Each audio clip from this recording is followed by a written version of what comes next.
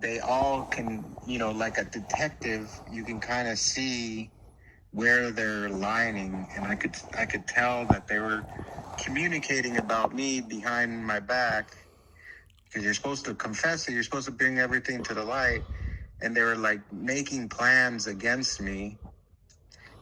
Conspiring against you because you're going against the right, because doctrine.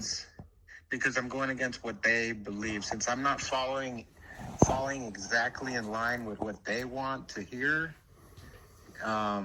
They're not, I won't say conspiring, but you could use that word, but they talk to each other about what they should do to get me to fall in line with what they want, instead of what I was been telling them is we got to all listen to each other and work together through a church to bear one another's burdens and build one another up, so that together we can do something where it's not just about one man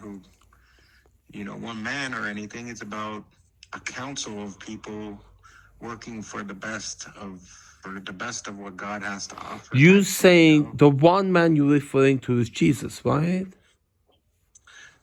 Well, Jesus is the one man that we all should be receiving from, but what I'm saying is there should be multiple people receiving from the one Jesus, who is God and man, who became man, and we should all be working together, because to protect, Jesus doesn't give everything to one person, I don't believe. He gives everyone a piece of the puzzle. Yeah, we're all part of it. Because if you don't do it that way, then one person who thinks they know it all becomes a king. And if they're good, maybe things are all right. But if they're bad, then everyone That's how suffers. spiritual abuse happens, because authority is given to somebody, and then what he says is it's too much for people. For one person to have all that authority, it becomes. It's rare to see anyone capable of handling that. That's why I think it's always the accountability of multiple people, listening to each other and learning from each other.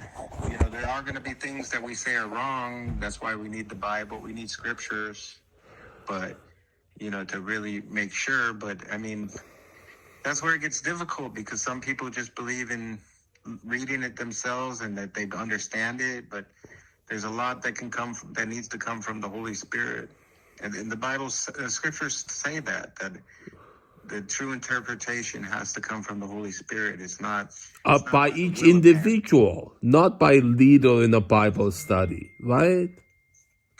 Right. It can come from anyone that God decides to give it to. And I believe it should be coming. We should all be learning to receive from God in our own relationships and personal relationships with Him. Learning to accept the good and discard anything that's a lie.